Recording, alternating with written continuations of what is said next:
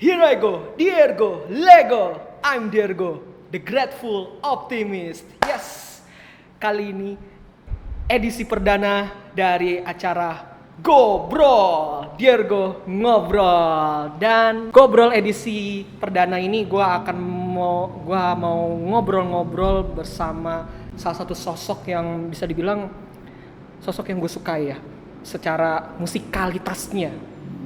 Karena gue sangat suka dengerin lagu-lagunya dia. Dan dia ini salah satu orang yang sangat dikenal di lingkungan perwotaan atau perfandoman JKT48. Dan juga K-pop. Dia adalah fanboy K-pop juga loh, kebetulan sama kayak gue. Dan tapi di samping itu dia adalah sosok musisi yang banyak menelurkan hits, menelurkan lagu-lagu, dan dia juga selalu membagikan ilmu musiknya kepada penonton di YouTube channelnya dia. Dia juga adalah pengajar musik, dan dia juga banyak kontribusi, terutama di dunia teater, ya, di dunia teater, di dunia pengajar juga, pokoknya bermacam-macam. Tanpa panjang lebar lagi, ini dia Amigo Rangga Pranendra. Halo. Gila, tinggi banget promosinya tentang gua, Pak. Apa kabar? Alhamdulillah. Gila. Lo juga apa kabar? Saya mah gini-gini aja, mencoba menyambung nyawa. Mencoba mencari sesuap rezeki. Mencari cuan ya. Mencari cuan. Yang penting cuan. Wais. Gila. Iya. Gila, gue udah lama banget nih pengen banget bisa ngobrol-ngobrol sama lu nih, bikin konten bareng. Oh mantap, akhirnya. Iya. Kita terakhir ketemu kapan ya waktu itu?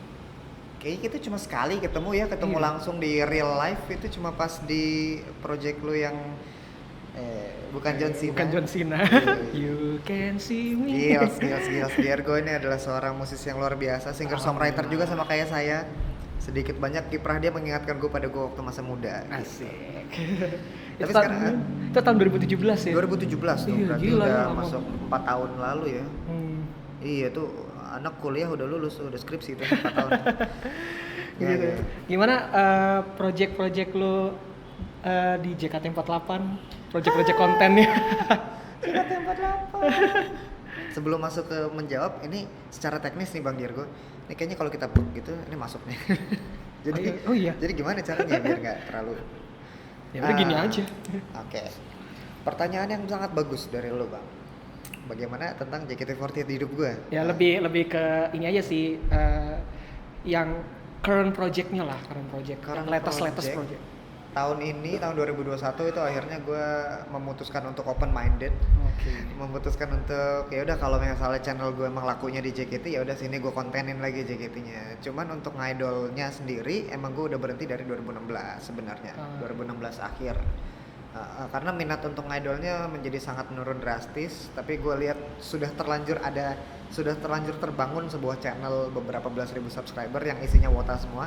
Ya udah kita maksimalkan di situ aja. Jadi sekarang gue kegiatan gue konten-konten seputar JKT lagi, bahas-bahas JKT dari sisi masa lalunya.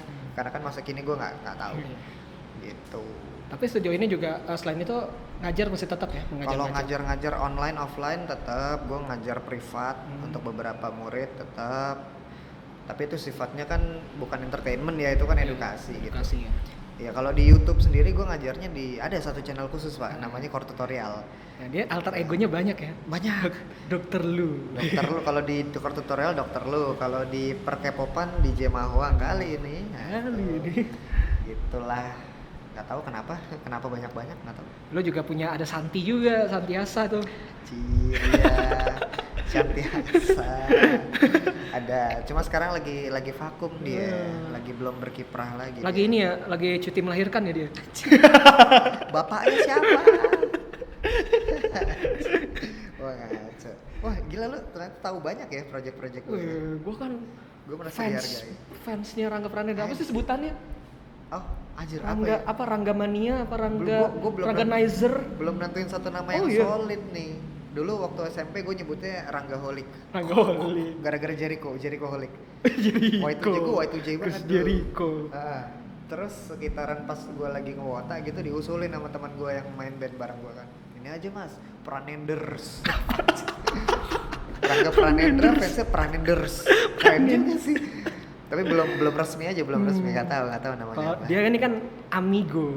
Iya, gue juga Amigo. Yes. Sejak gue tahu lagu-lagunya Diergo, Wede. gue jadi Amigo. Jadi Amigo itu sebenarnya formalitas aja sebenarnya, nama-nama formalitas, bukan berarti kayak, oh Diergo ini sok ngartis ya. Ini harus digarisbawahi. Kenapa? Nama Amigo itu kayak apa ya? Lebih ke formalitas saja biar gue ada sebutannya gitu. Tapi itu sebenarnya gue menganggap semuanya itu adalah teman-temannya Diergo lah gitu. Memang sistemnya harus begitu, Pak. Lu harus kalau ketika lu menjadi apa, lu menolorkan karya-karya, lalu ada pengikut lu, akhirnya kan lu menjadi semacam ada yang ngikutin lu, ada yang suka dengan karya lu, mereka harus punya identitas juga. Nah, yang ngasih nama siapa? Kalau nggak ada inisiatif ngasih nama, ya lu yang ngasih nama sendiri. Amigo, ya udah fix nama fanbase-nya Diergo, Amigo. Lebih tepatnya tuh fanbase. lebih tepatnya itu bukan fandom tapi friendom. Gue menyebutnya friendom, lebih ke teman-teman. Gue nggak punya fans. Siap. Iya kan, gue punya teman-teman gitu. Dan amigo sendiri itu kan diambil dari bahasa Spanyol, artinya teman.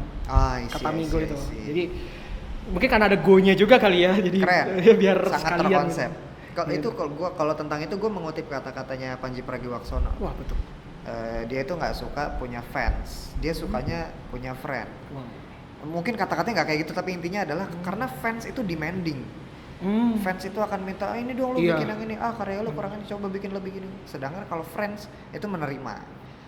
Gitu, gue juga lebih suka punya friends daripada punya fans. Dan saling support juga ya. Saling support. Gue juga biasanya gue juga sama teman-teman gue juga gue support karya mereka. Misalnya mereka punya karya, gue support gitu. Karena gue dengerin juga, gue ngasih feedback gitu. Jadi saling mendukung. Jadi bukan berarti kayak dia dengerin lagu gua terus dia bucin sama Diergo enggak gitu. Terus justru kayak kalau yang bucin-bucin tuh kayak gimana gitu loh. Ya kan? Ya terlalu apa ya? baik. Mengagumi itu secukupnya lah. Ya. Nggak perlu yang berlebihan gitu loh. Kayak siapa misalnya lo mengagumi Alexa Bliss gitu, itu berlebihan gitu. Itu kan berlebihan gitu. Sekarang Alexa Bliss sudah tunangan. Oh iya. Udah tunangan. Jadi ya gue mengagumi dan menonton pertandingan dia di WWE aja udah gitu. Iya, maksudnya lo kan mengagumi persona dia sebagai seorang wrestler kan, bukan sebagai manusia kan. Ya kan, bukan dia cantik sih, dia lucu gitu loh. Ya kayak gue sama Tiffany SNSD. Konsepnya sama mengidol juga dulu begitu gue. Kayak lu sama Melody ya. Kalau gue sama Melody ya begitulah. Awalnya nanti gue akan kulik di sini. Waduh. Iya, kan gue ada beberapa pertanyaan. Gue juga sebenarnya ngobrol-ngobrol tuh pengen. Tunjukin tuh ini. Daftarnya segini banyak bang. Tolong bang, saya mau diinterview apa mau disuruh belanja? Interogasi biar kayak di kantor polisi. Isinya bawang berapa? Cabai rawit, telur, nah itu kayak mau ke pasar itu. apa. Ya. Jadi gue pengen ngulik-ngulik tentang lu aja nih, biar Boleh. orang-orang nih subscribernya Diergo juga bisa tahu Rangga Pranendra nih siapa. Salam gitu. kenal guys, sama saya Rangga. Amigo Rangga Pranendra. Gitu. Jadi gue karena kan lu kan dari bermusik itu dari zaman SD atau SMP? Gua SD awal tuh ya gue belum kenal musik sama sekali. Hidup gue cuma seputar Power Rangers. Hah? Power Ranger? Iya, Saban, bukan yang Dulu Jepang. lu belum ke Jepangan, apa kartun-kartun Jepang anime gitu? Belum ya? Ya itu sudah terbawa sejak dini sih memang ya, kartun-kartun yang di kartun TV TV, lah ya. Minggu Pagi, Subasa, Samurai X, Doraemon. Doraemon, kayak gitu-gitu. Iya, secara musikal ternyata gue sudah dicekokin tuh dari umuran gue masih kecil gitu. Tapi kemudian untuk bermusiknya sendiri itu sebenarnya lebih pas kelas 5, kelas 6 SD itu. Gue melihat seorang teman gue bermain gitar di atas panggung lagi acara pensi kecil sekolahan gitu. Terus dia turun panggung, gue tanyain, gue ajarin dong, mau dong gue ngeband bareng lu. Ya udah, dari situ mulai pelan-pelan. Terus di situ gue dicekokin lagu-lagu lokal, Shalom Seven, Padi, Dewa kayak gitu. Ya udah, gue pun belajar dan besar dengan lagu-lagu pop Indonesia lokal 2000-an. Gitu. Terus sejak kapan menyadari atau sadar bahwa lu bisa nyanyi? Lu punya, gue bisa nyanyi nih gitu. Ya nggak ada kesadaran khusus sih, cuman ya nyanyi mah nyanyi aja dulu gitu. Emang seneng atau mungkin ada yang aware sama lu nih? Misalnya Rangga, kamu bisa nyanyi nih sebenarnya. Lebih ke seneng, lebih ke hobi sih awalnya. Justru kalau pertanyaan lu kapan gue nyadar nyanyi itu nggak ada jawabannya. Tapi kalau kapan gue nyadar gue nggak bisa nyanyi itu ada jawabannya. Jawabannya pas SMA. Pas SMA pertama kali gue dapat komentar yang agak menurut gue kan agak negatif, cuman Iya. itu konstruktif sebenarnya. Salah satu temen gue ada yang bilang, Rang, suara lu Nah, suara lu itulah, kurang makanya gitu lah itulah ya. ya. Ya gitu. Cuman setidaknya di situ gue ngerti nada, tapi untuk menyanyi pita suara gue bukan pita suara vokalis gitu. Gitu aja sih. Jadi cuman waktu itu karena gue tumbuh besar dengan idealisme yang lumayan kuat gitu, gue selalu punya pikiran kalau gue bikin lagu, gue harus nyanyiin sendiri. Soalnya kalau dinyanyiin orang lain belum tentu feel-nya dapat. Gitu. Idealisme gue berkata seperti itu. Sampai berubah tahun ini. Tahun ini akhirnya gue mencoba melepaskan beberapa lagu gue untuk dinyanyiin orang gitu sih. Terus keluarga, Ah. mama papa itu apakah ada latar belakang di musik juga nggak? Wah, Atau di seni gitu? Gue nggak tahu ya waktu bokap gue muda, gue nggak tahu soalnya gue belum lahir tuh. Waktu bokap gue Nggak nanya gitu. Tapi katanya bokap gue tuh pemusik dari hotel ke hotel, dari resto ke resto gitu-gitu. Jadi ya darah Berarti musisinya nurun lah ya. ada, nurun. Cuman gue nggak ini kenapa sih dari tadi Kenzo? Gara-gara ada stiker ini kali ya. Jadi kepencet gitu. Ini emang baru ganti LCD, Pak. Oh my God. Iya, ketahuan biar gue pakai HP gue nih ngerekamin. Apa tadi? Nanti gue potong. Jangan bokap. dipotong. Ini justru kayak gini-gini jadi lucu. Apa tadi? Bokap ya, Kan dari hotel ke hotel. darah musisi itu memang berarti ada kan. Cuman tuh gue nggak percaya dengan yang namanya apa ya? Bakat nurun. Gimana ya? Soalnya kalau dipukul rata bakat nurun ya berarti ya kalau lo mau jadi musisi lo harus punya bakat nurun dulu. Ya kan nggak sebenarnya skill musik tuh bisa dilatih gitu. Dan itu juga gue alamin, gue dari kelas 5 SD pertama kali gue terpapar dengan musik, ada alat musik berupa gitar ya. Awalnya gue juga nggak bisa apa-apa, kunci C itu gimana, gue masih nyari gitu, masih buka buku-buku, lihat-lihat kunci F tuh begini, wah susah, wah semua senarnya nggak bunyi gitu-gitu. Ada proses, ada pembelajaran, gue makan waktu sekitar setahun sampai akhirnya menguasai beberapa chord dasar dan mulai bisa bikin lagu sendiri gitu. Jadi memang ada faktor bakat, tapi juga ada faktor belajarnya. Berarti kalau untuk instrumen pertama gitar dulu. Gitar dulu ya. Gitar sama kalau di rumah sih adanya gitar sama keyboard gitu. Gue lebih sering megang gitar. Dan dulu zaman SMP nih, awal bikin lagu itu lu udah bisa bikin lagu kan? Dan itu awalnya lagunya kayak gini. Rasanya ingin mati aja. Tahu dia. Gue sempat buka itu di salah satu channel gue ya, ada satu konten. Dan itu kan waktu itu lu masih taunya nada doang ya, belum sampai chord ya? Belum chord, kunci ya? cuma ada nada. Ya gitu. Itu lagu rasanya ingin mati aja. Gue mau tanya, lu segelap apa sih masa SMP lu, Bang? Gak tahu. Kok kayaknya sampai kayak apa ya, frustrasi Gak gitu, ya Allah. ngerti, boro-boro. Aduh, waktu itu tuh kondisi gue masih seorang anak ingusan, pacaran aja belum pernah. Ya udah kegiatan sehari-hari kan cuma dapat PR, ngerjain PR, ulangan, belajar, istirahat, main sama teman. Sebenarnya nggak ada beban hidup apa-apa. Jadi gue kayak menciptakan beban hidup sendiri aja di pikiran gue gitu, biar ada materi topik buat bikin lirik gitu. Gitu Gue kira karena masalah cinta monyet terus lu ditolak gitu ya. Mungkin kalau secara psikologis mungkin begini nih, topik yang negatif atau yang kelam atau yang sedih itu justru cenderung lebih mudah dieksplorasi daripada topik yang seneng. Gitu. Sama halnya seperti berita-berita yang negatif, kriminalitas, korupsi, lebih gampang ke up-nya daripada berita-berita seperti prestasi negara gitu. Iya, jadi sesuatu yang negatif tuh lebih gampang dieksplorasi. Jadi ya itu, ketimbang gue bikin lagu yang tentang yang senang-senang, pendekatan gue lebih gampang ke yang sedih-sedih dulu tentang kehidupan. Karena waktu itu gue belum merasain cinta, jadi masih tentang kehidupan dulu lah. Rasanya pengen mati aja, stres hidup ini gitu-gitu. Ya jelas lah. Tapi kalau untuk unsur ya kebelet gue rasa. Oke, tapi kalau untuk unsur musiknya sendiri, itu lu dari SMP tuh udah terpengaruh oleh musik-musik itu nggak sih, kayak Jepangan, kayak lu kan tahu, lu kan dikenal suka sama band Luck and Seal atau Laruku. Iya. Kalau J-Rock suka nggak? Wah, di-trigger saya.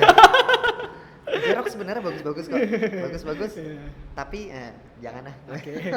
Dan saat itu kan juga dengan soundtrack anime kan. Iya. Itu lu udah terpengaruh dari sejak SMP dalam hal songwriting, dalam hal pembuatan lagu. Oh banget. Dari segi nadanya ya, melodi yang gue apa yang gue rancang gitu-gitu, malah beberapa ngambil plek-plekan dari lagu L'Arc-en-Ciel, lagu Winterfall, lagu Dive to Blue, lagu Flower gitu. Karena waktu itu gue masih belum paham konsep piracy. Jadi ya gue bikin aja dulu, bikin lagu tapi beberapa verse-nya ngambil nada dari yang sama nyontek gitu lah. Kalau nyontek awal-awal sih nggak apa-apa. Iya, toh yang dengerin cuma teman-teman gue doang. Ini satu SMP kurang ngerti apa sih, kurang nggak ngerti apa sih gitu lah. Tapi kan itu kan progresi chord-nya lumayan kalau lagu-lagu Jepang gitu ya. Ya itu lu gimana belajarnya itu? Lu udah langsung belajar kuncinya atau kayak bergumam aja gitu? Kan lu kan bikin nada dulu. Berdasarkan pembiasaan mungkin ya, makin gue sering main gitar dan dengerin lagunya, coba-coba main sendiri, lama-lama dapat chordnya, terus dapat dapat ininya loh. Kira-kira kalau habis dari kunci ini larinya akan kemana, habis itu larinya akan kemana gitu. Makin sering kita main kan makin dapat celahnya. Gitu. Iya, kalau dari melodi gitu, karena gue udah bukan sering lagi, gue umuran 1 SMP sampai 3 SMP tuh semua karya L'Arc-en-Ciel udah gue dengerin dan udah gue ulik gitu loh. Sepanjang SMP itu mereka udah ada berapa belas album sendiri padahal waktu itu. Gitu Pak, saking cintanya gue. Dan kalau misalnya nih kalian mau tahu bagaimana sih cara-cara Bang Rangga Pranendra nih bikin lagu dan juga membeberkan nih prosesnya seperti apa dan juga bagaimana yang harus kita lakukan selama kita bikin lagu, lo bisa ke channelnya dia ya di Chord Tutorial. Jadi channelnya banyak gitu. Iya, satu-satu dulu ya. Jadi ada namanya Chord Tutorial. Itu avatarnya itu kayak harta karun gitu ya. Iya. Kayak harta karun. Takutnya kan kalau ditulis Chord Tutorial ntar banyak yang keluar. Ada kok, enggak, cuma satu. Oh, cuma satu ya. Lu cari Chord Tutorial ntar nemu paling atas. Gitu. Paling atas. Jadi keren gue. Tapi itu yang bikin bukan Rangga, tapi dokter lu. Sebenarnya dokter lu tuh gue juga. Alter ego gue banyak aja. Gitu. Sebut aja lah dokter lu. Itu ada filosofinya kenapa gue avatarnya harta karun, Pak. Kenapa Jadi tuh? awalnya gue bikin channel dan akun Chord Tutorial ini, awalnya gue menerima request. Cuman lama-lama karena requestnya banyak, ya udah gue bikin gimmick aja. Gue cari logo harta karun gitu. Ketika gue pasang avatar harta karun ketutup, berarti close request. Nggak ada. Oh, itu ganti-ganti berarti. Dulu konsepnya gitu. Ketika pada masanya gue lagi pengen nerima request, itu avatar gue ganti jadi harta karun kebuka, petinya kebuka, berarti gue open request. Dulu konsepnya gitu. Cuma kan maintainnya susah, apalagi gue orangnya mut-mutan gitu. Sekarang kebuka terus ya. Sekarang kebuka terus aja. Tapi kalau mau request bayar. Iya. Gue menganggap itu sebagai lu pakai jasa gue untuk ngulik lagu, ya maka ada transaksi di situ gitu. Iya sih. Kan mau gimana, kita tidak dipungkiri kita kan butuh makan ya, jadi begitulah.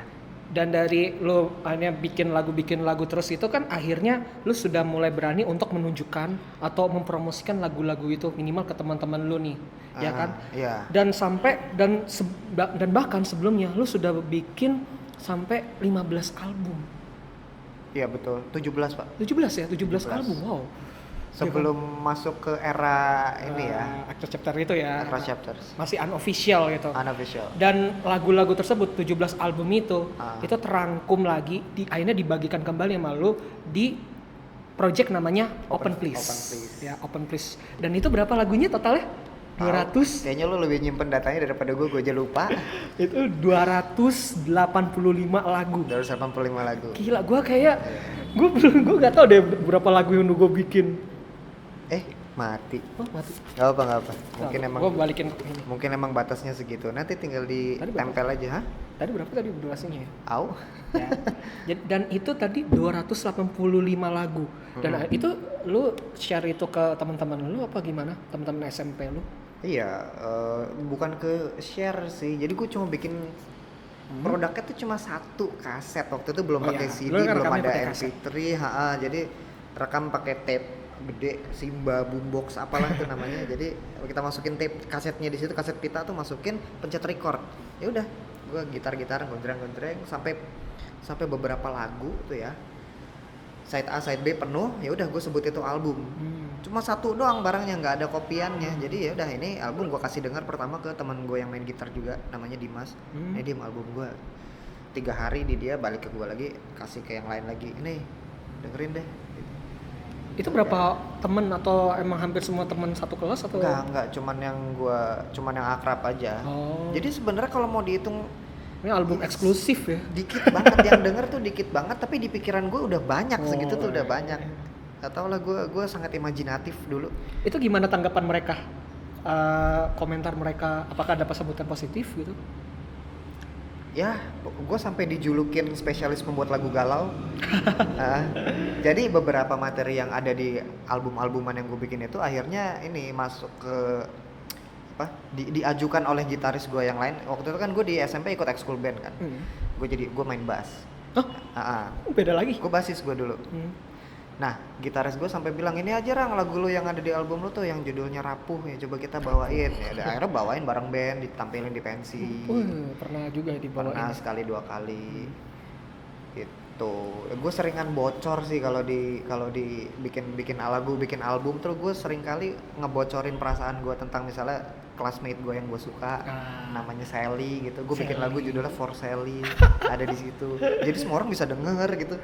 Alhasil orangnya kadang-kadang nih dalam beberapa kasus si cewek jadi malu gimana? Jadi malu karena ini Rangga suka sama gue terus dia bikin lagu terus orang lain jadi pada denger, yang malu dia gitu loh. Dia tidak pengen terekspos gitu. Ada beberapa yang seperti itu. Lo kasih denger juga nggak ke cewek yang lo suka gitu, nih lagu gue gitu? Enggak. Atau dari enggak, mereka akhirnya? Gue cupu. Enggak. Tapi makin beranjak dewasa, era-era kuliah gitu, orang yang menjadi inspirasi gue kasih denger juga. Soalnya kan gue juga apa ya, dulu waktu SMP tuh udah bikin lagu juga, karena kan gue juga dulu ngeband ya. Gue juga ngeband dan meskipun temennya beda ya, maksudnya teman-teman beda sekolah, tapi kita biasa ikut festival musik. Itu udah ada beberapa pakai lagu sendiri dan sebagian juga pakai lagu gue gitu. Ya gue kebetulan SMP tuh udah bikin lagu tapi belum sampai rekaman, belum direkam. Kayak kalau lu mau lihat performance lagu-lagu gue kayak gimana, nonton pas manggung gitu. Biasanya kita juga manggung selain di festival, kompetisi kayak emang kita udah ikut kompetisi, ada juga kita main di pensi juga gitu. Di situ orang-orang jadi tahu lagu-lagu gue gitu. Tapi lu bisa sampai akhirnya direkam ya, meskipun melalui kaset dan hasilnya raw gitu ya. Iya, raw banget, minimal jelas lah ya. Iya. Tapi balik lagi itu cuma untuk kepuasan diri gue sendiri aja waktu itu. Sampai 17 album tuh untuk kepuasan diri gue doang itu. Dan itu lu sampai bikin covernya sampulnya, thanks to lirik-liriknya, barisan liriknya tuh lu bener-bener tulis dalam satu kertas gitu. Itu sebenarnya antara cringe banget atau ini cringe banget loh buat gue tuh. Pakai HVS, malah kertas HVS A4 tuh gue lipet-lipet, gue tulisin di satu bagian sisi tertentu thanks to bla bla bla. Sisi lainnya lirik lagu 1, sisi lain lirik lagu 2, terus sampai lirik lagu 10. Ya udah gue lipet-lipet, gue masukin dalam kaset. Covernya juga lu bikin sendiri gitu. Maksudnya covernya lu konsepin ya. Enggak pakai konsep. Ya apa yang lagi ada di pikiran gue aja. Gitu. Gila. Itu seambisi itu ya, memang pengen banget bikin punya album sendiri gitu ya lu ya. Gak tahu kenapa. Atau seneng aja gimana? Seneng aja. Tapi hingga selang beberapa tahun kemudian akhirnya lu sukses di tahun 2014, lu sukses membuat album debut Across Chapters 2014 ya. Itu album hitungannya gue itu sebagai album official pertama indie lah. Official indie lah. Indie dong, kan belum masuk label apa-apa. Label gue Pranendra Records lah, gue juga. Pranendra Records. Maksudnya belum kayak label-label gede kayak Sony Music, kayak Musika, kayak gitu-gitu, Aquarius apa. Dan melihat lu zaman dulu, zaman SMP, SMA, lu merilis album unofficial lengkap dengan covernya gitu. Tapi meskipun yang denger cuman beberapa temen lu aja, hingga akhirnya lu membuat official album di tahun 2014. Ketika waktu pas rilis album debut itu, lu masih inget gak gimana sih perasaan lu? Gimana sih perasaan lu setelah lu akhirnya merilis album official di tahun itu? Perasaan gue penuh dengan ekspektasi cerah waktu itu. Cerah. Senang karena senang, yang jelas sih bagian paling senangnya tuh karena akhirnya lagu-lagu yang selama ini gue produksi secara mentah sekarang bisa diproduksi secara lebih baik gitu. Bisa didengarkan dengan kuping-kuping orang lainnya dengan lebih proper gitu audionya. Senang.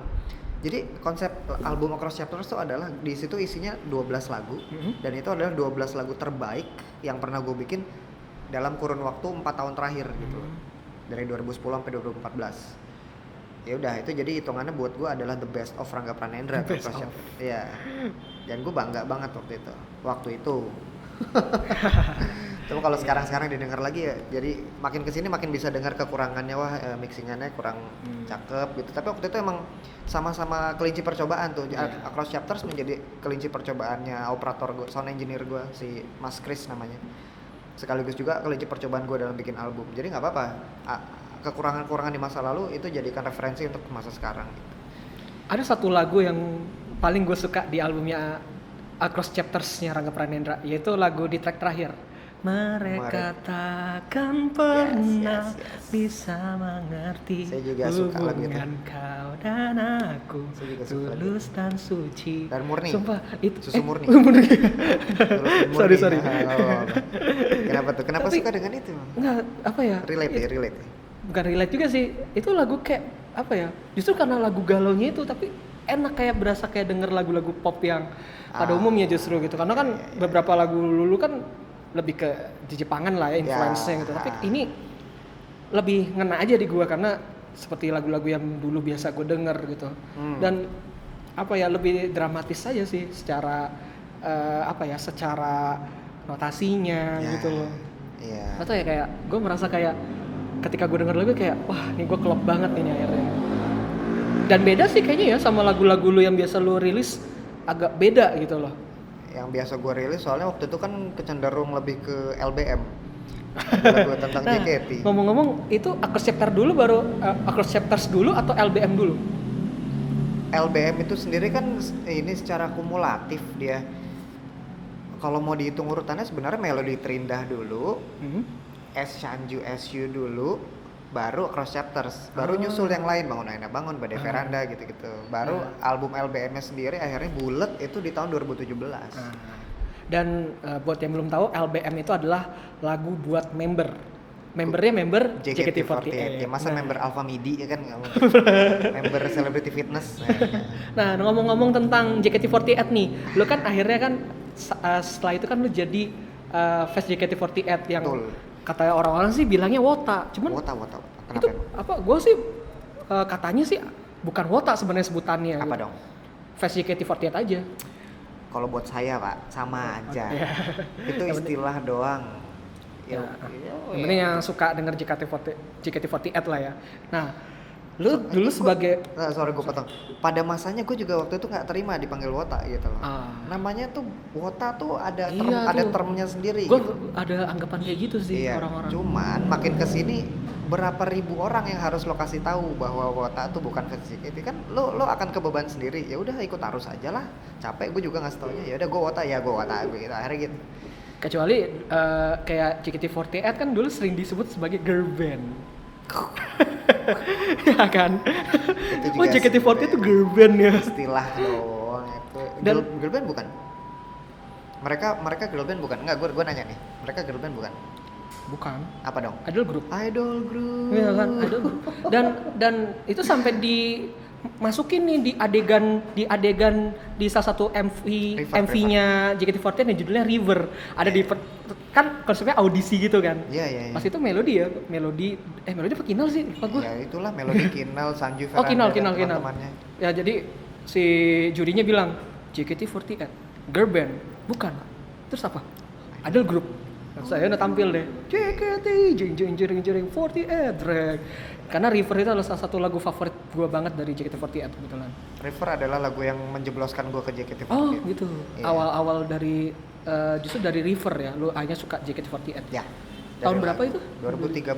Gue ingat kok kejadiannya tuh di Bandung. Gue lagi ngisi acara di sebuah acara komunitas game abuget.com.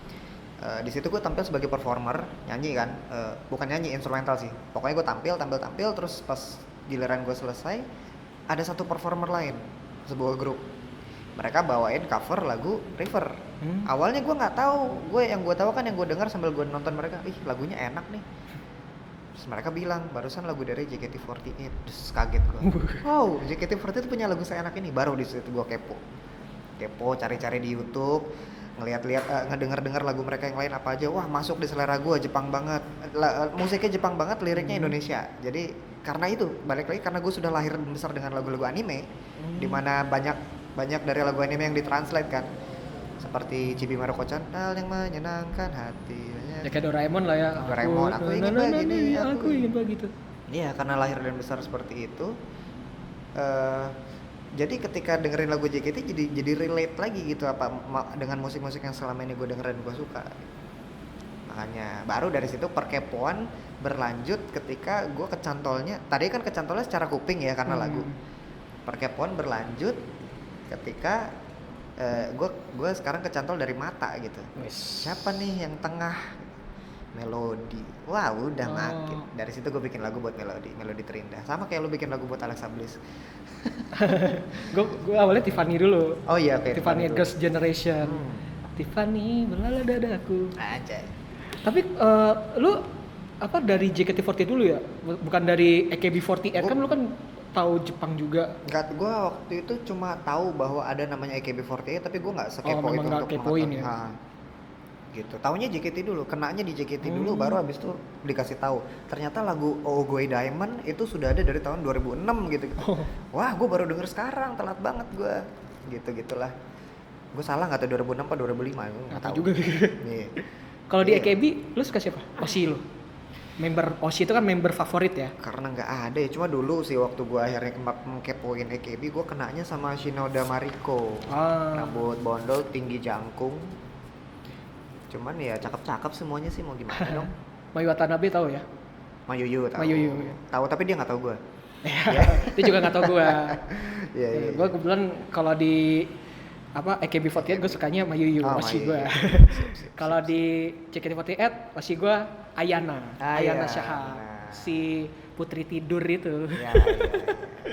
Gue bikin lagu buat dia juga tuh, Bangun Ayana. Iya.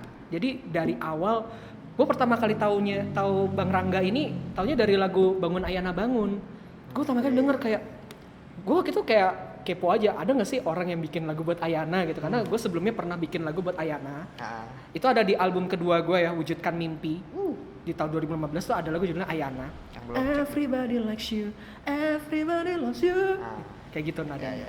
Nah, dan gue kepo kan, ada satu lagu Bangun Ayana Bangun, terus gue nemu di YouTube ya, pokoknya gue klik, gue nonton videonya, gila, anjir ini lagu kok lebih bagus dari lagu gue ini, lebih niat, ngomonginnya spesifik tentang Ayana yang punya kebiasaan tidur, pelor ya kan, makanya judulnya Bangun Ayana Bangun, ayo teateran lagi ya kan, lu mengkonsep banget ya gitu ya.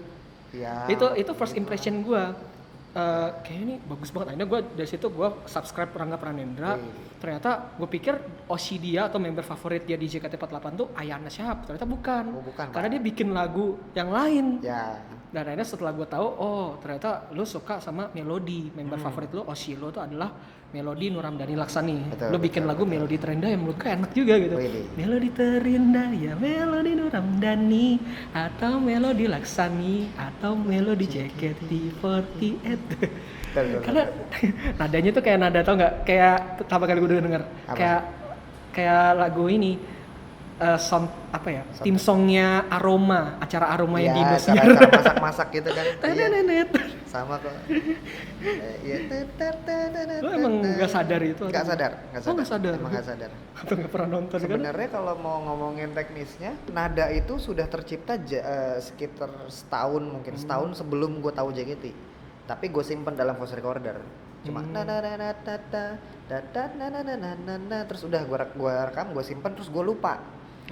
Setahun kemudian gue terpapar dengan JKT48, terus aku pengen bikin lagu ya, gue buka-buka lagi notes lama gitu, note recorder.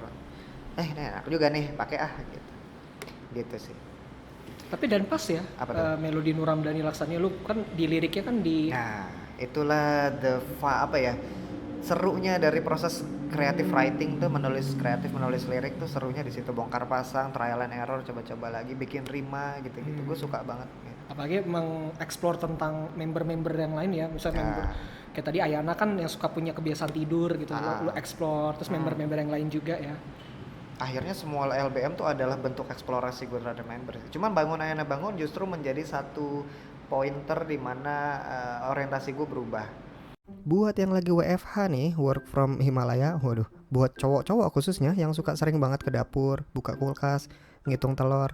Pastikan bahwa jumlah telurnya genap guys, kalau nggak nanti cek ke dokter deh. Nah, di masa-masa pandemi kayak gini penting banget buat kita nyetok makanan supaya aman dan gak usah sering-sering keluar. Hari gini penting banget kita jaga imun tubuh. Nah, makanya ada pisang di sini buat jaga imun tubuh kita. Berikut adalah tutorial cara memakan pisang. Pertama-tama kita bawa pisangnya ke kamar. Tidak semua hal harus di-share ke publik. Dan beginilah cara mengupas pisang. Tarik kulit luarnya. Pastikan tekstur pisangnya crunchy banget, nggak ngerti lagi. Dan ini yang paling penting. Ketika lagi makan pisang, hindari kontak mata dengan orang lain. Sebab nanti pikiran bisa kemana-mana. Nah kan? Iya kan? Nah lo, kemana pikiran lo? Makanya makanlah sambil ngelihat ke arah lain. Kemana kek? Pokoknya jangan ngeliat ke gua aja. Pastinya pisang ini bukan alat yang tepat untuk belajar gitar. Bukankah demikian? Nah, kalau mau belajar chord gitar, langsung aja ke chord tutorial di YouTube. Sampai mana tadi? LBM Oh enggak, yang bangun aja bangun. Bangun Aena Bangun itu adalah lagu ketiga gua buat member JKT kan. Pertama Melodi Terindah, kedua As Sanju As You buat Itu Shania. buat Sanya Junianata, Sanju.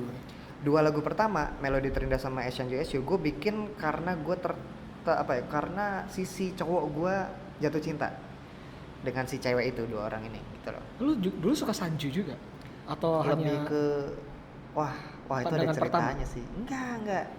Itu ada ceritanya, cuma takutnya agak sensitif, tapi nggak apa-apa lah, gue udah nggak peduli lagi nih. Jadi lagu Melodi Terindah kan waktu itu bisa dibilang lumayan viral tuh di kalangan fandom kan. Ya.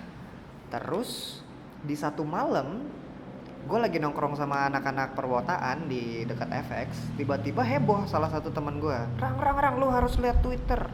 Ada apa? Gue lihat Twitter, Sanju nge-tweet Melodi Terindah ya Melodi Nuramdani atau Melodi Laksa. Oh, dia lirik pernah, gue. dia nge-repost kayak Nggak apa? nge-repost, nge-tweet. Lirik yang Iya. liriknya kan. Lirik referen itu, abis itu tweetnya Sania berikutnya, sial lagunya enak jadi ke bawah terus, gitu-gitu. Anjir. Duar di situ gue merasa harus mengucapkan terima kasih sama Wow. Sanju. Jadi makanya gue bikinin lagu. Gitu Oh. berangkatnya dari situ tuh. Karena si Sanju nge-tweet liriknya lagu Melodi Terindah. Iya. Lalu lu bikinin buat Sanju gitu. Tapi Iya. Sanju dengerin gak? Pada akhirnya ya kan kami ketemu di handshake ya. Ya udah gue nyanyiin di depan dia. Ya, Nah, gitu. kalau tadi kan Sanju, Melodi yang jadi Oshi lo nih, Oshi man lo, udah dengerin belum lagu-lagu yang buat Melodi itu? Karena lo bikin sampai 4 ya 4. di LBM. Ya. Melodi udah dengerin belum? Atau Ya. maksudnya lo tahu nggak kalau Melodi denger atau Kebetulan tahu ya kalau lagu Melodi Terindah tuh ya bukan cuma melodi doang, tapi ternyata sudah jadi bahan bercandaan di dalam Oh iya? member-member itu sendiri. Oh, lu tau dari mana itu? Ngalamin, Pak. Aduh, jadi cerita gini nggak apa-apa ya. Bodo Nggak amat. apa-apa, ini ngonten lagi JKT. Tapi di Wah, channelnya iya. Diergo. Ada satu kesempatan waktu direct selling, lo nggak familiar ya dengan istilah direct selling tahu. Oh, tahu ya. Jadi kan kita ngantri untuk masuk ke dalam teater, tapi bukan untuk nonton, melainkan untuk member jualan CD. Iya. Maksudnya penjualan CD dilayani oleh membernya langsung. Dan di situ ada Nabila, ada Sanju, ada Melodi, ada siapa. Begitu gilirannya gue maju, Nabila teriak Melodi Terindah. Sanju yang lain juga ikutin Melodi Terindah. Nabila kan mah heboh ya. Meledak di situ gue. Jenap. Iya, di situ. Dari situ gue taunya, lagu Melodi Terindah ternyata sudah didengarkan juga oleh nggak cuma Melodi tapi juga member-member lain gitu. Dia notice muka lu ya berarti ya? Oh, si Notice. Rangga. Bukan cuma dari muka, karena kan waktu itu gue pakai topi hitam, topi baret itu, dan gue bawa gitar. Pokoknya ya itulah. Kata orang kacamata, topi hitam dan brewok itu Rangga Pranendra banget kata orang gitu. Katanya gitu. Udah ada ciri khas ya. Ciri lu ya. khas. Sama kayak lu bikin hand sign gitu. Gue juga semacam membuat inilah sesuatu yang bisa orang tuh langsung ngeh, oh ini Rangga gitu. Penting itu untuk branding penting. Dan apakah titik balik lu dalam bermusik itu adalah ketika lu ada di dalam lingkaran atau lingkungan perwotaan? Karena kan lu di saat itu sudah mulai menjalani tour di berbagai kota. Tour ya. Karena kan lu kan juga punya project Farkustik ya. Aduh, kenapa? Jadi pertanyaan apa tuh? Maksudnya titik balik lu itu dalam bermusik ya, lu merasa bahwa musik lu nih udah mulai diterima nih ketika lu menjadi wota. Iya sih, lebih ke titik dimana gue akhirnya mendapat pendengar yang secara lebih gitu. Tapi sebelumnya gue mau meluruskan dulu tadi. Kan lo bilang gue punya project namanya Farkustik. Sebenarnya Farkustik bukan project gue. Farkustik itu adalah sebuah nama acara doang. awalnya digagas oleh beberapa fans dari beberapa fans JKT dari Surabaya. Tahun 2014 beberapa dari mereka membuat acara akustikan tribute to JKT, cuman diadakan di luar Jakarta, yaitu di Surabaya. Makanya diberi nama Farkustik karena yang bikin fans Far. Kebetulan emang acara ya. Kebetulan yang diundang gua gitu loh. Tapi kemudian dari acara itu akhirnya pecah, ramai waktu itu. Beberapa fanbase kota lain pun juga tergerak untuk melakukan acara yang serupa gitu. Tapi biar gampang namanya apa ya udah Farkustik juga, karena nama Farkustik tuh udah dibilang kece banget. Cocok nama acaranya akustikan dan yang bikin fans Far, ya udah Farkustik gitu. Dan memang most of the time gua terus yang dapat undangan, gua tampil di macam-macam tempat. Surabaya aja bisa 3 kali gitu dalam 3 tahun. Terus di Solo, Farkustik Solo, Ngawi, Farkustik Ngawi gitu-gitu. Nah, udah. Cuman mungkin itu ya, mungkin karena gua terus yang diundang jadi orang taunya oh Farkustik projectnya Rangga, padahal bukan. Itu project masing-masing kota. Kalau kayak Godem Wota itu? Kalau Gadem Wota emang nama band. Band lu sama John Fair ya? Gua sama John Fair karena emang udah keseringan main bareng ya, kita merasa harus punya nama yang jadi bukan kalau Rangga Pranendra and Jonathan Ferdian kan kepanjangan ya. Kudu ada nama grupnya gitu loh. Kita manggil siapa? Oke, The Gadem Wota. Itu juga nama The Gadem Wota ada ceritanya lagi dulu. Tapi kenapa Gadem? Kan Gadem tuh kan kayak ekspresi kayak gila gitu kan. Awalnya memang berasal dari tweet hate. Gue nggak tahu hater, gue nggak tahu. Iya, orang luar pokoknya yang memang benci dengan JKT dan oi dan wota-wotanya yang bawa ketek dan seperti zombie gitu-gitu. ada sentimen negatif terhadap wota kan. Dan sempat ada orang yang nge-tweet gitu, I hate JKT48 and their goddamn wota. Gadem Wota. Ya. Di situ dia ngomongnya ya simply karena ingin ngatain doang gitu. I hate JKT48 and their goddamn wota. Ketika gue baca tweetnya, ini bagus jadi nama band nih. Lu Gitu. bukannya ke-trigger malah, wah ini jadi nama band bagus nih. Gua rata-rata kalau menanggapi hal seperti itu justru emang gue rangkul sih daripada gue trigger terus gue emosi sendiri, mending gue ketawain juga aja. Sekalian jadi bahan untuk gue ya itulah untuk gue pakai. Jadi ya udah nama Gadem Wota jadi nama band. Jadi di dalam satu tweet itu kan dia menempatkan 2 objek nih. Subjeknya I hate JKT48 Yes. and their goddamn Gadem wota. Ya ini kan berarti satu sejajar nih JKT48 sama Gadem Wota. Ya udah kita jadi Gadem Wotanya aja nih. Lumayan bisa sejajar sama JKT nih. Gitu Malah gue jadi mikir. ide ya. Jadi ide. Kemudian ya berkembang kan dari gua sama John Fair doang, akhirnya ada vokalis, ada Lintang, ada gitaris lagi almarhum Fahrul, ada Kahonis Misyol, ada drummer, nanti ada David, ada keyboardis Aloy gitu. Lama-lama berkembang dan banyak. Sampai di satu titik gue mikir kita kan ada prinsip tumbuh kembang bersama nih kalau di JKT48, tumbuh kembang bersama fans dan idol. Ya udah ketika JKT48 punya audisi untuk Gen 2, Gen 3, kita bikin juga audisi bikin Gen juga 2. generasi Ada, ya. 2015 tuh gue bikin 15 atau 16 sih. Gue bikin open audition untuk Gadem Wota Gen 2. Dan itu peminatnya banyak waktu itu.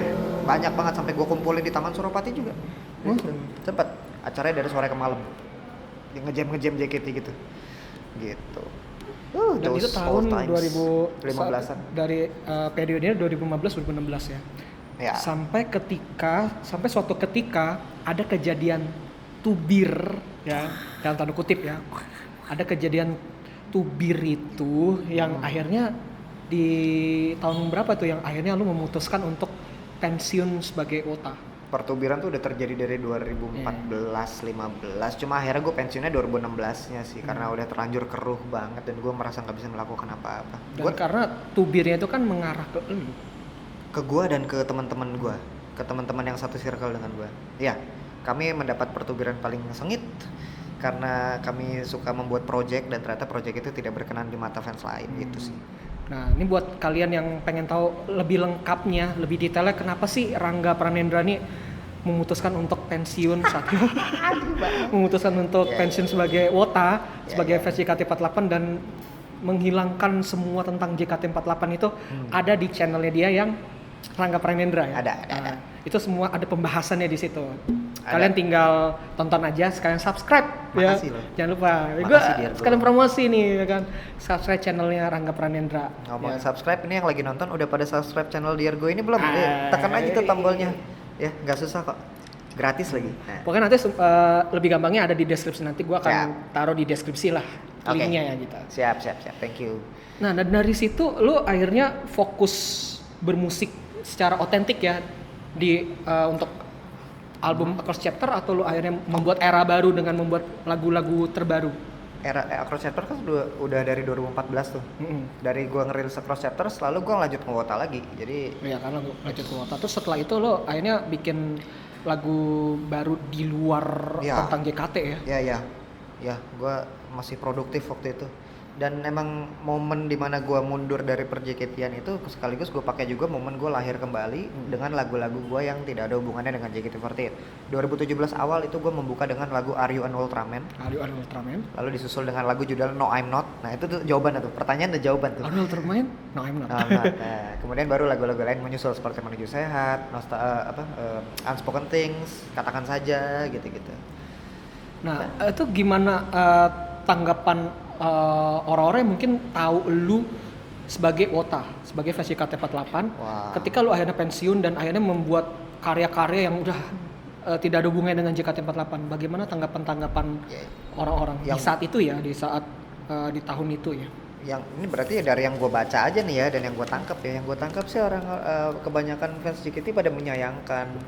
Kenapa? Cuman akhirnya komentar mayoritas yang gue baca adalah ya nggak apa-apa, terserah Bang Rangga, ini kan pilihannya Bang Rangga juga, jadi apapun yang Bang Rangga lakuin saya support, katanya gitu. Banyak yang ngomong begitu, jadi makasih banyak guys sudah support ya gitu sih.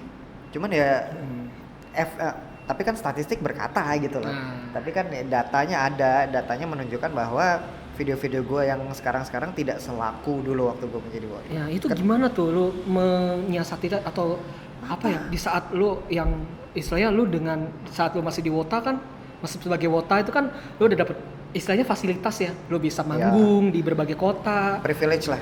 lu bisa dikenal lah istilahnya, orang-orang tahu lu, video-video lu juga jadi banyak viewernya karena lu bahas pokoknya semua tentang JKT48, tutorial juga gitu. Dan apa namanya, ketika lu akhirnya keluar, lu hanya pensiun, memulai hidup yang baru, menempuh hidup yang baru, lu kayak ngerasa kayak harus berjuang lagi nih. Oh iya, gitu. merasa banget. Dan kalau lu nanya siasat gua apa, gua nggak punya siasat apa-apa. Jadi gua marah-marah doang di sosial media.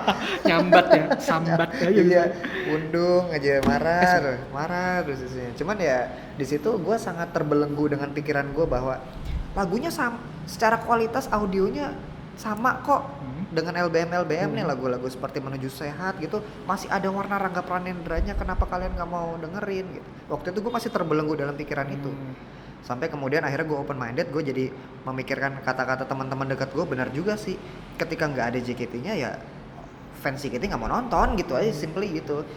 Kan kenapa channel gue besar kan karena gue mengkontenkan JKT di situ. Jadi ketika konten JKT gue lepas ya orang mau lagu sebagus apapun yang gue telurkan ya susah, tidak akan selaku dulu kalau di channel itu. Gitu. Tapi ini yang patut digarisbawahi, dia ini comeback hanya comeback ngonten, bukan comeback ngidol. Iya ya. sih. Iya sih. Gitu loh. Jadi istilahnya kan kalau istilahnya kan Melody kan juga udah nggak jadi member meskipun dia sekarang GM kan gitu, dan Melody juga udah bahagia dengan suaminya. Lu kalau lihat di Instagramnya selalu ada yang pokoknya yang sama suaminya lah gitu, udah bahagia lah gitu. Gimana perasaan lu? Loh ya bodo amat kalau gue maksudnya turut berbahagia atas kebahagiaan Melody. Gue dulu memang sebagai fans gue suka dengan Melody, cuman ya harus mikir realita juga bahwa hubungan gue dan Melody ya sebatas bawah panggung dan atas kayak gini-gini nih. Iya. Ini gue rasa fans Melody juga tadi tuh. Fans Melody. Yang baper. Cuma Ya, lagi yang nanti jangan dipotong ini ya Pak ya. Tadi bagus itu. Buat lucu-lucuan aja. Hubungan gue dan Melody hanya sebatas bawah panggung dan atas panggung. Dia sebagai artisnya, gue sebagai fansnya. Tidak lebih dari itu. Nah, ini yang seringkali menjuruskan Wota kepada arah yang salah. Perasaan ingin memiliki sebagai lebih dari fans, nah itu bahaya. bucin. Ya, bucin selama lo ngebucinnya lo paham apa yang lo lakuin nggak apa-apa. Lo paham posisi, lo paham status, nggak apa-apa. Nah kayak Melody gini misalnya, akhirnya Melody in real life Melody nikah, di gua nggak ada nggak ada sakit hati atau apapun gitu, justru gue Berbahagia. senang ya, senang atas kebahagiaan dia, nggak masalah. Apalagi kalau lu mau ngomongin realita deh, Iya. gimana gue mau mengharap tentang itu, tentang romansa terhadap Melody, karena gue nggak tahu Melody secara personal. Apakah gue dan Melody akan menjalin hubungan yang baik kalau misalnya kenal secara personal? Itu kan masih terlalu jauh, jadi gue nggak mikir ke situ ya. Hubungan gue dan Melody ya sebatas fans dengan idol, jadi tidak lebih. Jadi guys, pesan moralnya adalah idol mah jangan pakai baper. Pakai baper boleh, tapi tahu kapasitas dan posisi, gitu aja. Tapi kan itu kan tadi karena Melody kan punya sama lu kan hanya sebatas fans dan idola. Ya. Tapi kan kalau kita lihat Andela yang dulunya juga member, Kebetulan saya kenal ya, kan baik dari kan Adela maupun apa suami. suaminya kan dulu fans. Apa sih nama Tetangga. sebutan fansnya Andela? Kota. Oh, fansnya Andelais. Ya pokoknya dia kan ngefans sama Andela, dia osinya Andela. Tapi sekarang malah jadi istrinya. Masa sih? Lo bisa bilang bahwa siapa? Steve kan namanya. Lo bisa bilang bahwa Steve fansnya Andela tuh emang dari mana? Nggak tahu deh. Itu yang gue pernah tahu sih. Gini, Yang gue lurusin juga deh di video ini. Steve itu dulu waktu masih jadi Wota, dia tuh fansnya Stella. Terhadap Andela dia nggak gimana-gimana banget. Dia ngedeketin Andela sebagai manusia biasa, bukan sebagai fans JKT. Gitu. Harus dibedain tuh. ya ngerti. Kok jadi dibahas sih gini nih? Oh, maksudnya mungkin lu mau mengangkat isu tentang fans Ya itu fans bisa yang loh. fans yang akhirnya menikah dengan idola, Fans yang akhirnya fans yang menikah dengan member JKT lah. Memang tidak menutup kemungkinan apapun. Di dunia ini semua Iya. kemungkinan ada. Kemungkinan member nikah sama fans ada, member nikah sama staff ada, member nikah sama tapir ada. Nggak tahu. Kemungkinan tidak tertutup. Jadi ya bisa aja, cuman ya gimana ya? Kalau gue sih lebih ke nggak mau ngarep macem-macem. Nggak mau berekspektasi lah. Nggak mau berekspektasi. Gue lebih orangnya paham bahwa di luar JKT48 gue tidak kenal dengan member itu. Gue hanya kenal topeng dia. Oh, ini penting nih. Ini sebenarnya topik yang agak sensitif tapi penting. Nah ini seru nih. Panggung itu memberikan sisi lain dari diri lu. Ketika lu di atas panggung dan ketika lu di bawah panggung, sama halnya ketika lu di depan layar kamera dan lu di luar, maksud gua off cam gitu, lu akan bisa menjadi dua pribadi yang berbeda gitu, rata-rata. Dan di sini gua ngelihatnya dan gua mempercayai bahwa semua member ketika sedang menjadi idol itu adalah sisi idol mereka, dan itulah yang gua kenal. Berarti kasusnya sekarang gua hanya mengenal mereka sebagai idol, gue hanya mengenal topeng mereka. Tapi mereka sebagai manusia biasa, gue nggak kenal. Tapi gue nggak mau segitunya untuk sampai pengen mengenali gitu loh. Soalnya effort untuk pengen mengenal mereka sebagai manusia biasa itu sama kayak effort lu pengen mengenal orang yang lagi lu temuin di halte bus. Gue akan merasa punya pikiran, ngapain gue kenalan sama nih orang gitu. Ada orang nih, ada cowok lagi baca koran di halte bus gitu, lalu gue di sebelahnya, apakah gue terdorong untuk kenalan? Enggak. Dan gak ada tujuan juga kan? Gak ada tujuan. Nah, orang yang lagi baca koran ini, ketika dia lagi manggung jadi vokalis band, di situ gue kan anjir keren banget nih orang. Tapi ketika dia lagi nunggu bus ya, bukan siapa-siapa gitu loh. Nah, itu dua sisi kehidupan berbeda tuh, kita harus paham. Analogi gue udah terlalu kemana-mana nih ya. Gak apa-apa. Tapi itu memang Tapi lu bisa sering- ngikutin ya? Bisa ngikutin ya? Oh iya. Itu sering terjadi karena gue pun juga menyadari ya, kayak misalnya yang dulunya pernah di JKT Hah? dan akhirnya setelah dia ex member, ya udah dia adalah manusia biasa, dia berhak untuk pacaran, berhak untuk foto sama cowok, ya kan? Ini memunculkan pertanyaan baru. Kan lu bilang tadi ketika mereka sudah tidak jadi member, ternyata mereka manusia biasa juga, mereka berhak pacaran. Emang kalau jadi member nggak berhak pacaran? Ya kan kalau misalkan ada peraturan ya, golden rules. Misalnya nggak ada peraturannya, tidak ada peraturan, misalnya tidak ada peraturan tertulis bahwa member nggak boleh pacaran, tetap dilarang apa gimana? Ya mungkin melihat fansnya dulu ya, karena kan dia nggak mau, atau mungkin ada perasaan, aduh ntar fans gue sakit hati nih kalau gue pacaran gitu. Fans memang Itu terbagi ada dilemanya lah. Dilema Cherry Bell nggak lo? Cibi dong kan JKT. Tapi memang fans akhirnya secara rata-rata terbagi dua, fans yang posesif sama fans yang menerima. Nah gue lebih ke fans yang menerima. Misalnya waktu itu kan kasusnya sempat santer banget tentang salah satu member Gen 1 JKT namanya JJ, ketahuan pacaran gitu-gitu, sampai JJ-nya minta maaf di atas panggung. Di situ gue malah kesel karena gue mikir JJ ngapain minta maaf, itu kan kehidupan pribadi dia. Ketika dia pacaran, dia sebagai JJ yang manusia, bukan JJ yang idol gitu. Ketika JJ sebagai idol JKT, ya pacar dia adalah fans-fansnya gitu. Tapi ketika sudah in real life, biarkan JJ menjalani kehidupannya. Kita juga punya kehidupan sendiri kok. Gue punya kehidupan sebagai guru, gue punya kehidupan sebagai YouTuber, gue punya kehidupan sebagai pemain musik kafe. Beda-beda gitu. Waktunya pun beda-beda. Jadi ya kenapa sih dengan manusia? Gue kesel banget sama manusia tau. Lu manusia gak? Iya. Lu kesel sama diri lu Gue sendiri kesel dong? enggak sama manusia secara general. Dengan demandingnya manusia, dengan posesifnya manusia tuh gue kesel. Pada ngatur-ngatur ya? Ngatur, iya lagi ngatur, tukang ngatur, parah lu. Lu atur kehidupan lu sendiri aja masih berantakan, lu ngatur orang. Lu melihat golden rules yang ada di JKT ini seperti apa? Tai kucing. Karena gue gak Kenapa? peduli. Mau member mau pacaran gue gak peduli. Orang Bahkan foto sama cowok aja nggak boleh ya? foto sama cowok. Iya kan nggak boleh. Ada peraturannya sendiri. Kalau mau foto sama cowok ya bayar gitu. Kalau mau foto sama orang Maksudnya bayar. kalau cewek mungkin masih ada kebebasan lah. Lucu Gitu. kan jadinya ketika ya mereka sebagai idol iya foto harus bayar, tapi mereka sebagai manusia lagi sama teman-teman kuliahnya misalnya masa nggak boleh foto sama temennya? Aneh-aneh aja dibatasin begitu mah. Selama memang nggak mengganggu ya, nggak bikin risih lah, atau si orang yang meminta foto itu nggak mengganggu dia, nggak mengganggu privasinya. Seharusnya mungkin Iya. masih boleh gitu ya. Sama kayak kehidupan kita biasa kok. Orang kantoran nih dari jam berapa? Dari jam 9 pagi sampai jam 5 sore harus rapi, pakai kemeja atau cewek pakai rok gitu-gitu. Di luar jam itu mereka kan bebas mau pakai celana pendek gitu. Sama jika member, di jam-jam mereka harus jadi idol ya mereka jadi idol. Tapi di luar jam itu mereka manusia juga. Poin gue cuma itu doang kok. Di luar jam itu ya mereka kalau mau foto sama teman-temannya ya nggak harus bayar dong. Gitu Iya loh. sih, kan istilahnya kan member juga punya teman-teman juga, entah teman kuliah atau teman sekolah gitu ya. Iya. Dan pasti ada interaksi lah. Nah di sinilah kita juga harus paham posisi kita kenal membernya tuh di mana ranahnya. Kalau kenalnya sebagai member JKT ya masa lu tiba-tiba di luar jam JKT foto dong. Ya lu ingat juga posisi lu kan wota gitu loh. Kecuali kalau lu temen kampus dia atau lu memang kenal dia, mungkin lu tetangga gitu. Ya nggak apa-apa. Kalau emang kenal secara personal mah nggak apa-apa. Gitu. Kadang wota terlalu halu pak. Dulu saya juga halu banget soalnya. Gak usah ditanya ya yang di Iya. video lu yang ke tweet Melody kan gitu. Nah halu banget itu.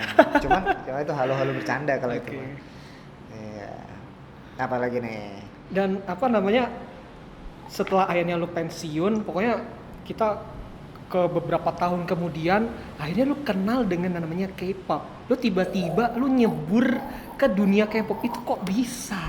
Halnya Ya. di mungkin pandemi lah ya, di awal pandemi terutama. Semua memang ada alurnya pak. Ada ketika berhenti di ini pintunya tertutup terbuka jendela yang lain, jendela yang tertutup terbuka pintu yang lain. Nah jadi waktu itu gue menutup pintu terhadap JKT48 2016 sampai 2020 gue mencoba bergerak sendiri secara mandiri, berkarya sendiri tanpa embel-embel JKT. Di situ gue kelepak-kelepak, gue nggak jelas arahnya kemana.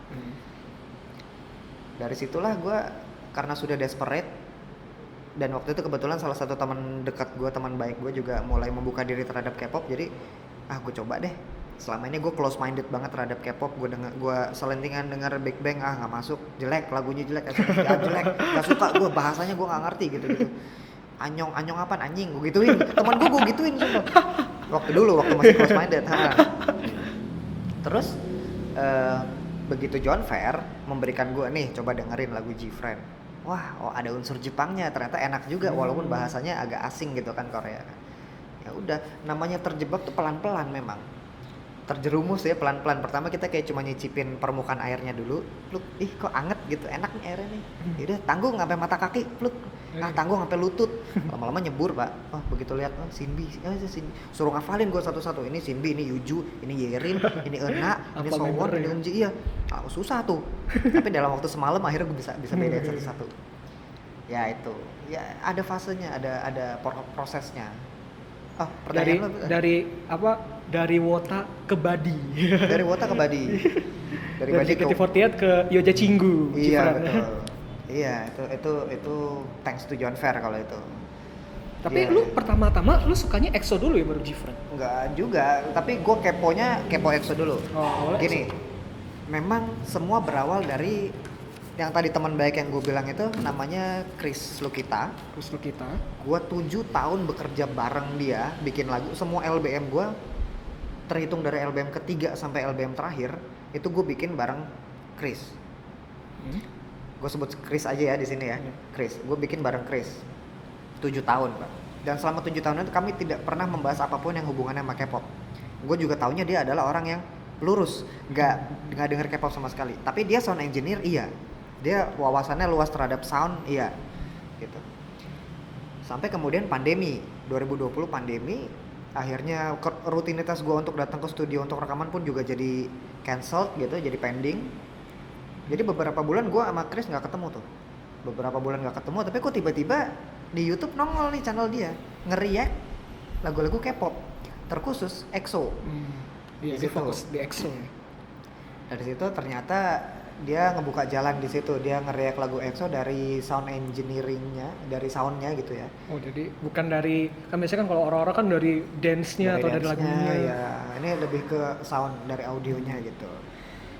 Di situ gue juga jadi tertarik.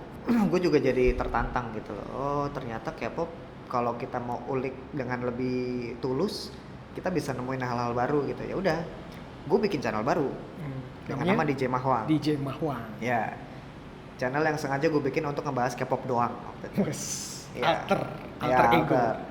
Dan waktu itu karena gue masih ngikutin, gue masih ngekor si Chris kan, jadi ya udah coba dengerin lagu-lagu EXO. Ya udah dari situ mulai nambah-nambah dikit-dikit kan subscriber. Terus gue kayak dikasih usul, ini bang ngeriak lagu EXO yang ini, yang itu, yang ini. Akhirnya lumayan duit itu namanya. Jadi banyak viewernya, maksudnya jadi banyak yang akhirnya banyak penggemar K-pop yang akhirnya kenal lu juga yang jadi Iya. tahu lu ya. Cuman memang balik lagi akhirnya kan ke preferensi dan selera. Selera orang bisa beda-beda dan kita harus menghargai itu harusnya ya. Di situ gue ngerasa EXO tuh beberapa lagunya memang ada yang enak, cuman secara overall gue nggak terlalu kena dengan lagu-lagu itu gitu. Sampai beberapa momen kemudian gantian John Fair yang ngeracunin gue pakai lagu K-pop yang lain, tapi bukan lagu EXO, bukan lagu boy band, tapi lagu girl band. Kok boy band, girl band? Boy group, girl group gitu ya? Ya Ntar gua sama salah aja sih nyebut boy lagu. band girl band bebas sih. Enggak, kalau JKT disebut girl band nggak mau. Pokoknya idol group. Tahu. Iya. Gitu. Ketika gue dikenain dengan lagu-lagu girl group, gue malah lebih gampang kena di Gfriend waktu itu. Karena dari segi lagu itu unsur Jepangnya lebih ada gitu. Sedangkan ya kayak gue bilang, gue nggak kena dengan lagu-lagu Big Bang, dengan lagu yang terlalu EDM kayak gitu tuh gue nggak masuk gitu. Ketika denger lagu Gfriend karena memang udah ada referensi lagu-lagu Jepang di gue, jadi lebih gampang masuknya di Gfriend. Gitu. Lu paling suka lagu Gfriend atau Yoja Cinggu? Hmm? Yoja Cinggu atau Gfriend tuh lagu apa? Yang paling banget lu suka? Susah nih sebenarnya. Dulu gue sempet bikin konten bareng Janver, sebutkan lagu-lagu Gfriend yang paling disuka. Wah. Akhirnya gue harus pilih satu lagu sih. Navilera. Navilera tuh gue kan. Di bawah Navilera nanti ada Time for the Moon Night, ada Sunrise, Heya. ada ya Heya. Heya.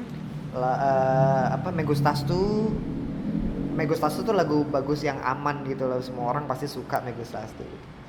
Ya begitulah. Cuma sekarang saya dengerinnya Twice, Pak. Kenapa kok bisa jadi? Gak tahu. Kok tiba-tiba jadi tadi nggak Different tahu. terus Twice? Gak Nyebur tahu. lagi. Dicekokin sama orang-orang. Lu gampang Twice. terinfluence ya orangnya ya? Kalau Sebenarnya misalnya- enggak loh, sebenarnya kalau gue gampang terinfluence, gue dari zaman kuliah udah kena sama SNSD. Karena teman-teman gue sekitaran gue K-popan, tapi gue nggak kenal waktu itu. Gitu. Cuman pas Twice emang nggak tahu nih ada satu lagu kuncian mereka nih. Buat gue nih kuncian banget, judulnya Fancy. Fancy. Soalnya gue denger Fancy tuh sambil leyeh-leyeh mau setengah tidur gitu loh. Kok refnya masuk gitu. Ketika gue denger, ketika dalam keadaan setengah sadar dan lu menerima sebuah lagu dan menurut pikiran lu enak, ya udah itu nyantol terus gitu. Nyantol tuh Fancy di gue nyantol. Fancy, abis Fancy Likey juga. Oh, Like it. gue, aduh, tipe-tipe lagu kayak gitu sebenarnya bukan makanan gue gitu loh gue. Cuma kok denger gini kok enak ya gitu Bang. Racun gitu ya, kayak racun Entah banget. pengaruh anggur merah nggak tahu apa dah. Anggur merah.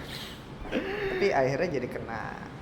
Nah itu dan prosesnya sama kayak gua kena di JKT. Pertama kena dari lagu, abis itu kepo member. Waduh, ini siapa nih cakep nih yang ngambil rap tuh Nayon. Oh iya Nayon. Udah berapa bulan lewat kok mata gue selalu ngeliat Nayon, tapi ekor mata gue ke Momo terus nih. Masih Momo. Iya Momo. Lu suka Momo ya? Momo, gue kenanya Momo sekarang. Kalau Nayon kan bias gua. Oh Nayon biasa lu. Member favorit gua di kelas tuh I see. Nayon. Kalau di Gfriend suka? Awalnya gue kenanya di Euna. Nah, Cuma abis itu setelah mendalami lebih lagi, ekor mata gue selalu mencari Cindy. Cindy. Cindy Gua tuh yang kenanya mirip Cindy. Jessica ya, Jessica SNSD dulu ya. Kata orang gitu, Iya. tapi menurut mata gue enggak sih, beda jauh. Dulu sih, dulu memang Ah. dia mirip banget. Kalau sekarang sih udah. Nah, oke, udah beda ya. Iya, gue kenanya di dua orang itu. Orang ketiga yang gue kena tuh Yuju. Oh iya juga. Karena vokalnya, karena vokalnya. top banget.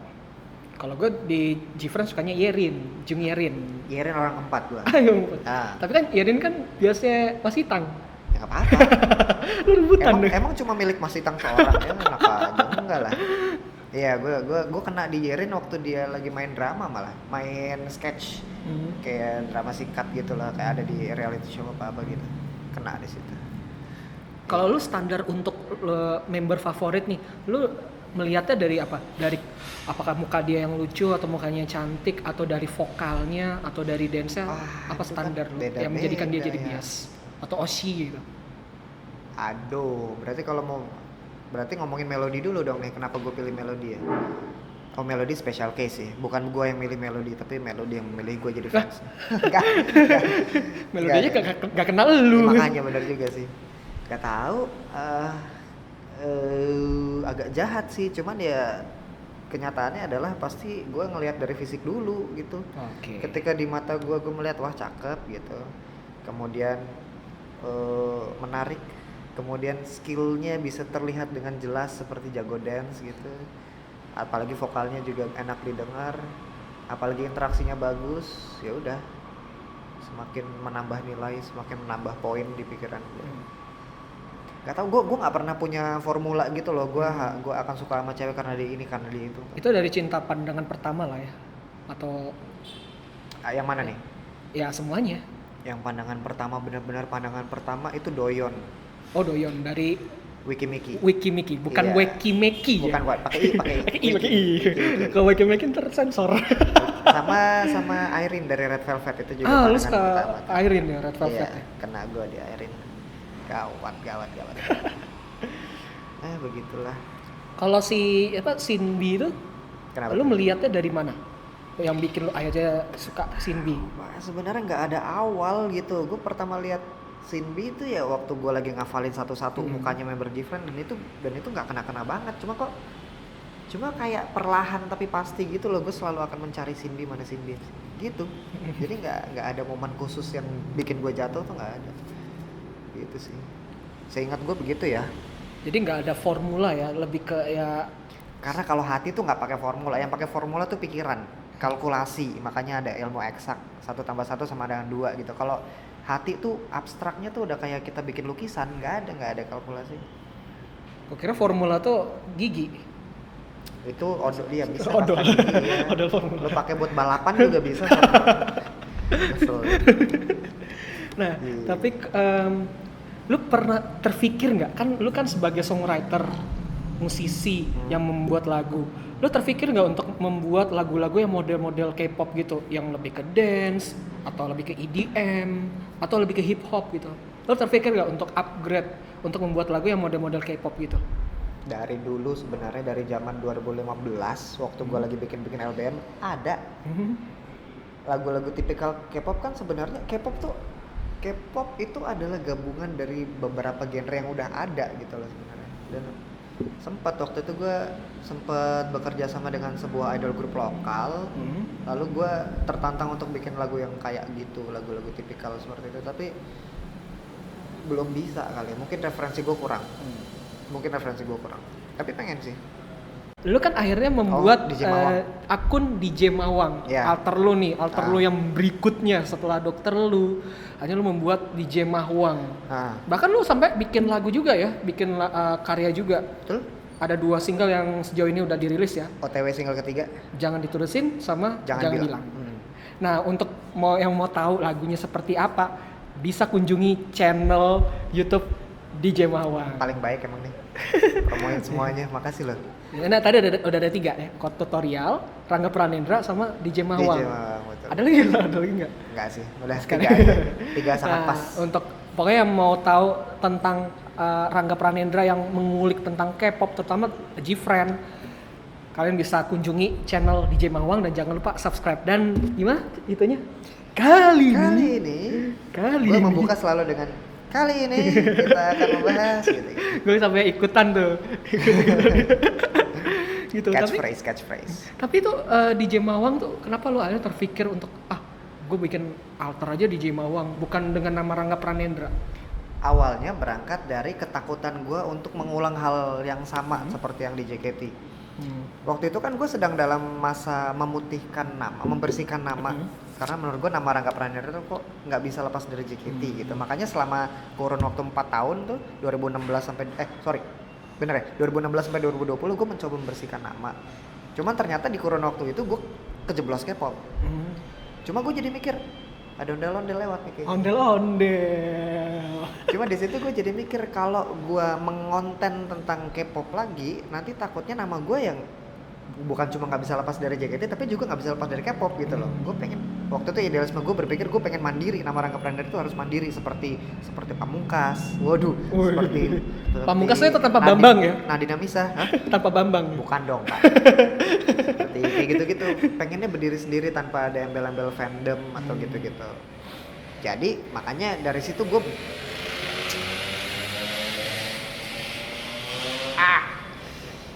dari situ apa ke distract. Nah, itu iklan dulu iklannya.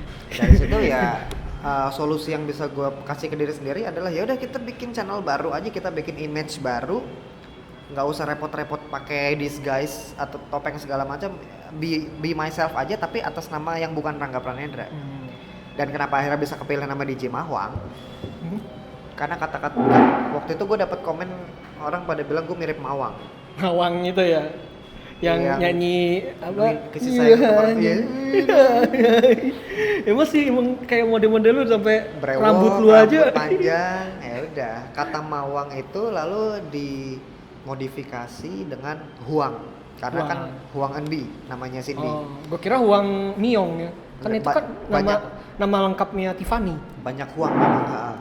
Banyak Huang. Cuma waktu itu gue kena di Huang Endi, ya udah digabung aja Ma Huang. DJ-nya sendiri itu gue dapet dari hasil gue nongkrong sama John Fair dan bikin live stream di YouTube dan di Twitch gitu-gitu. Karena gue sebagai co-host, maka gue dipanggil DJ. Ya, bareng DJ.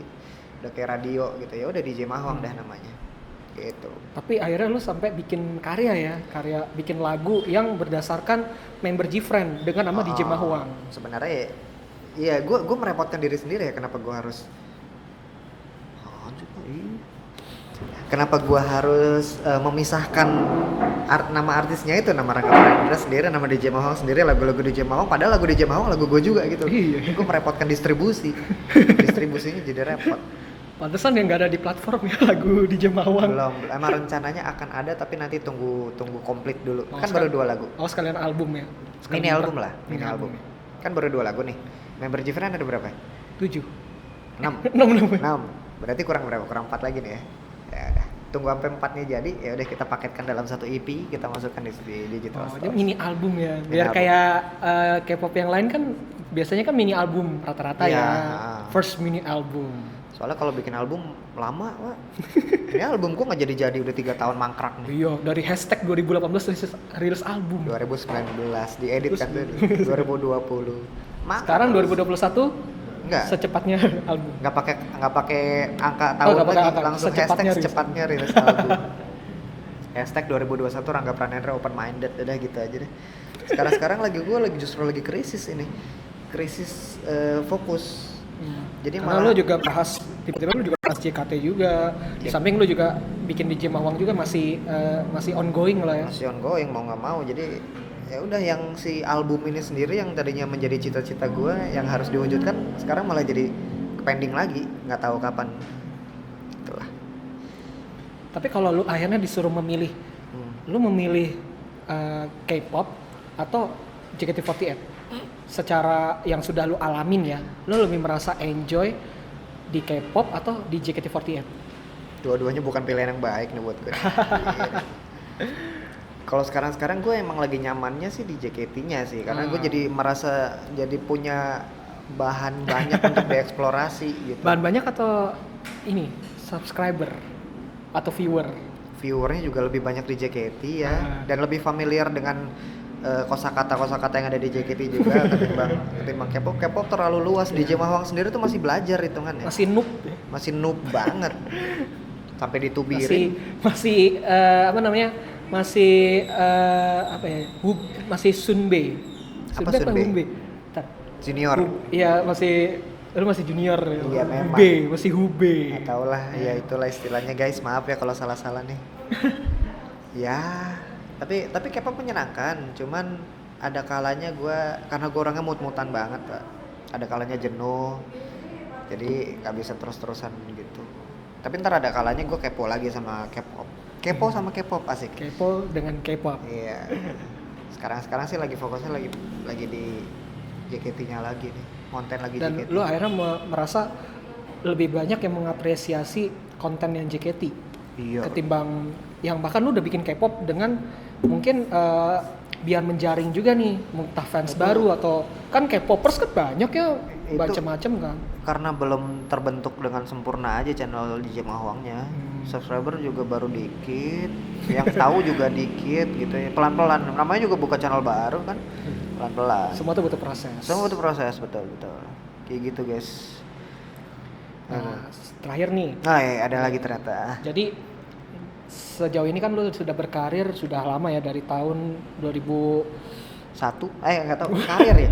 Kalau ngomongin karir tuh sebenarnya karena kan lu juga penyanyi cafe juga, lu juga session player juga. Itu ya oke. Kenapa tuh?